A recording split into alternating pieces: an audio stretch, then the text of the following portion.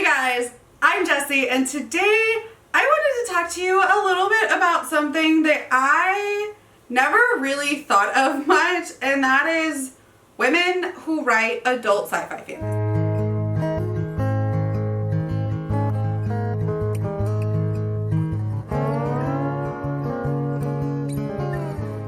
I never really thought about it much because I never really think about the author when I pick it up, and I know that's terrible.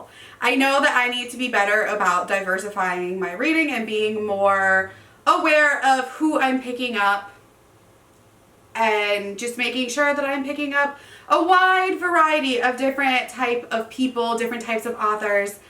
So I was scrolling through Facebook the other night and I saw somebody ask in a Facebook group, like, why do I have a hard time finding adult, like, sci-fi fantasy books written by women? I see them as YA all the time, but I want to read more adult sci-fi fantasy, but I want to read more female authors, and I can't seem to find female authors who writes adult sci-fi fantasy. So that kind of gave me this idea to make this list of books that I have, that I love, that are written by women and are in the adult sci-fi fantasy category. Now, some of these I own and have not read yet, but I've heard glowing reviews from people that I know and trust.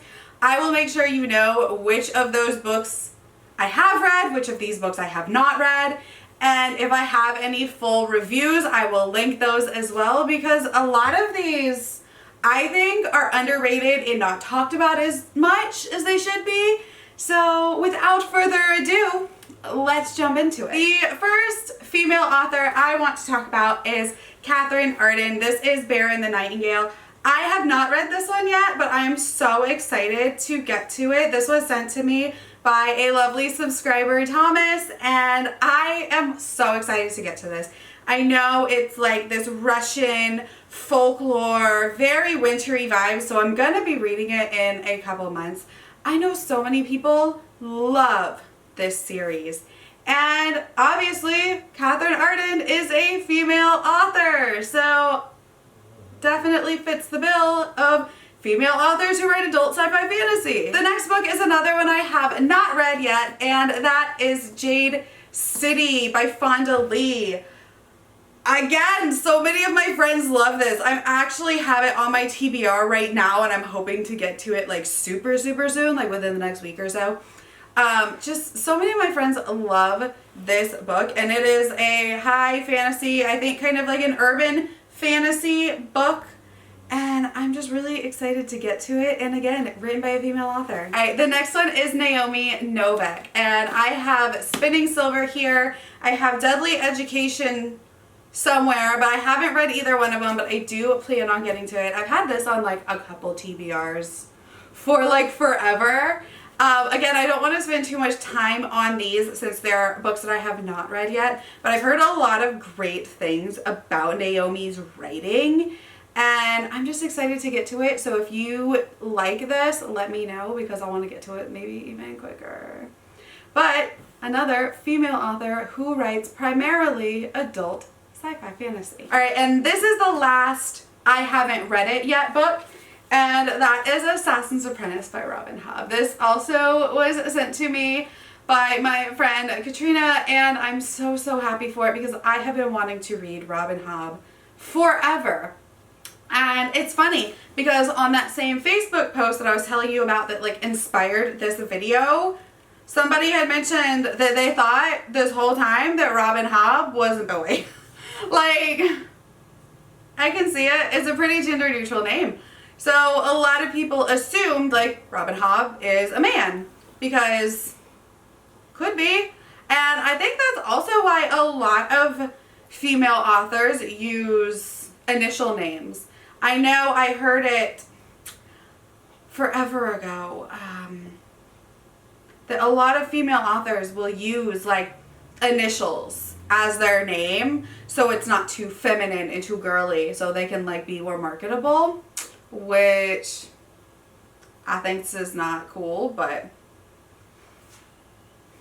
gotta do what you gotta do, girl. But yeah, I'm really excited for Robin Hobb. The next books are all ones that I have read, I do love, and I highly recommend.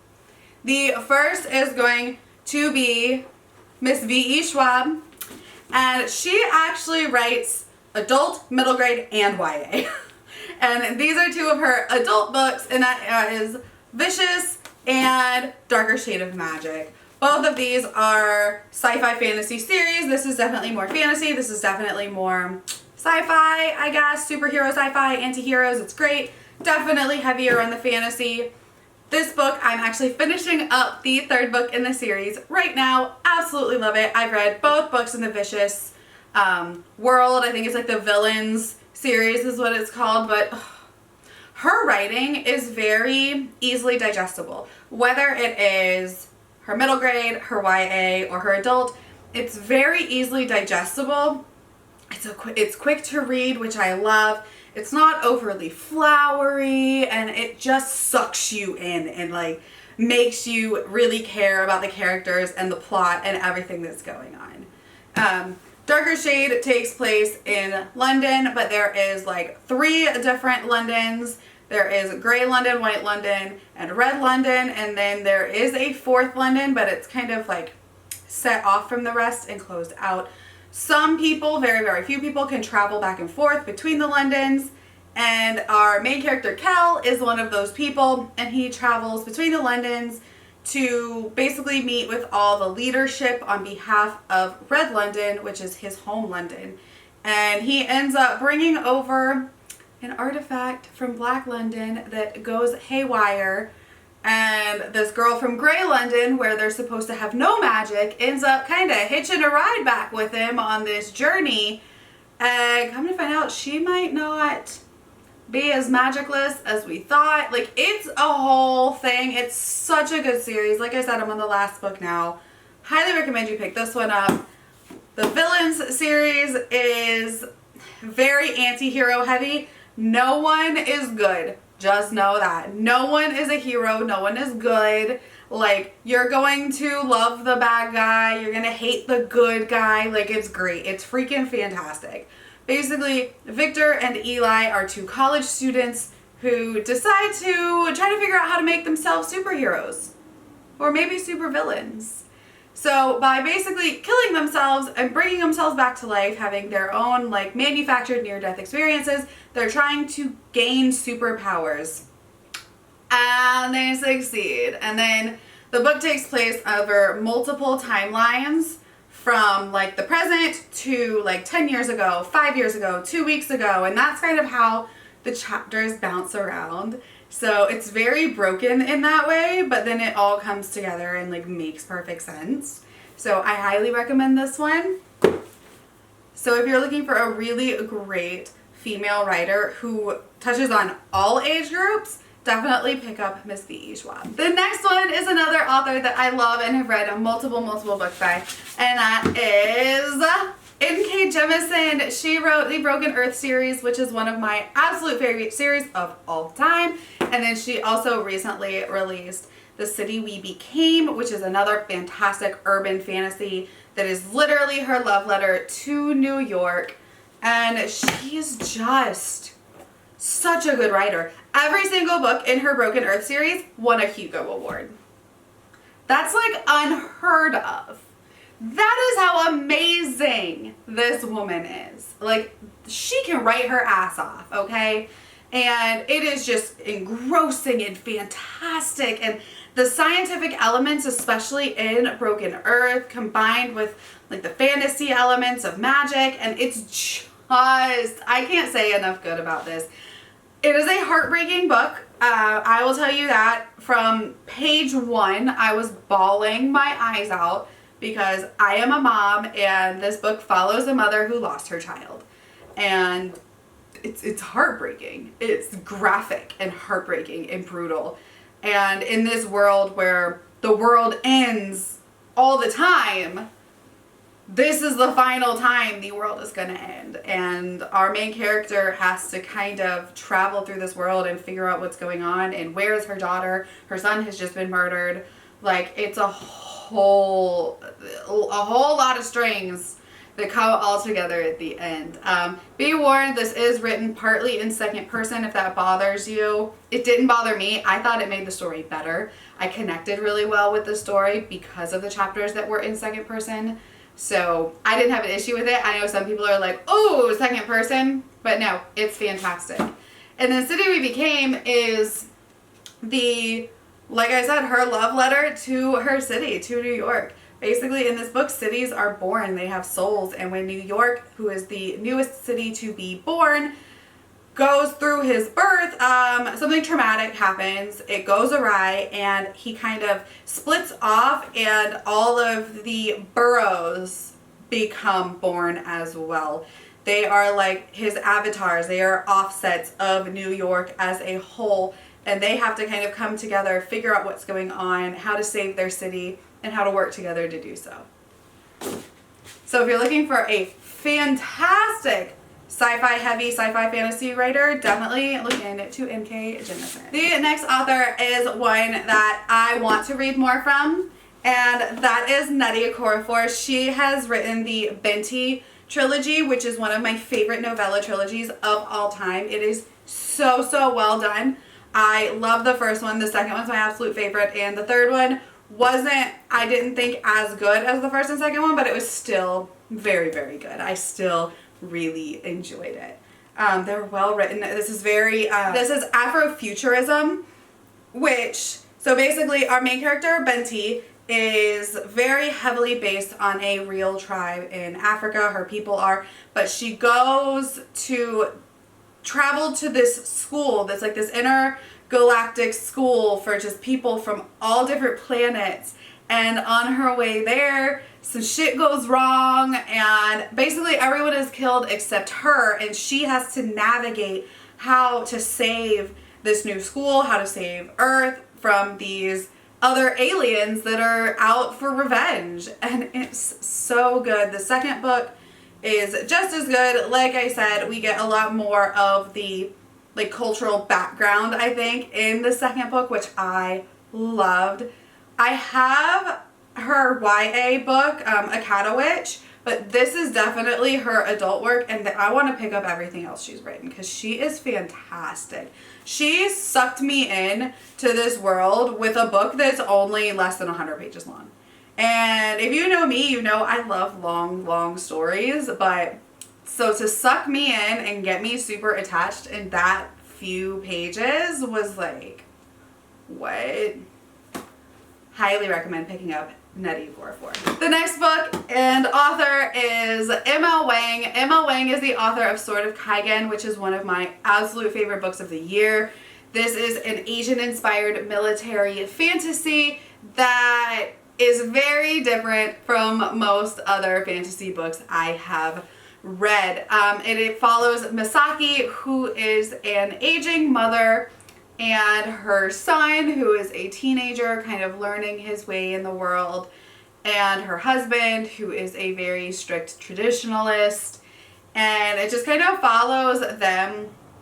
And the very beginning of it is kind of like, okay, what's going on? It's very strange because it's like Asian military fantasy, but there's like aspects of modernism, like there's cell phones, but like they're kind of set back to where they don't really deal with like the more modern side of their world. They're very much set in their ways, and we kind of explore how they see the world.